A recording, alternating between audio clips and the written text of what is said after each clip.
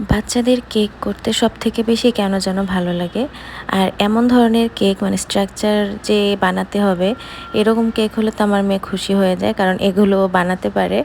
আর এই যে পান্ডাটা দেখতে পাচ্ছেন, না কি বলে এটাকে, বিয়ার, টেডি বিয়ার, এটা আমার মেয়ে বানিয়েছে। এর আগেও অনেকগুলো কেকে ও আমাকে হেল্প করেছে।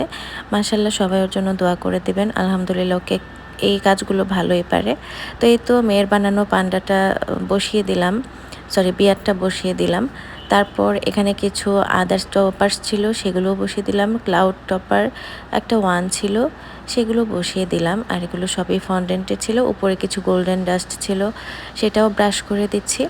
আর কেকটা আমার কাছে সিম্পলের মধ্যে খুবই সুন্দর লেগেছিল। আর উপরের যে মুকুটটা, এইটা যে কি কিউট ছিল, এত ছোট আর এত সুন্দর ছিল। মাশাআল্লাহ, কেকটা করার পরে আমার কাছে খুবই ভালো লেগেছে।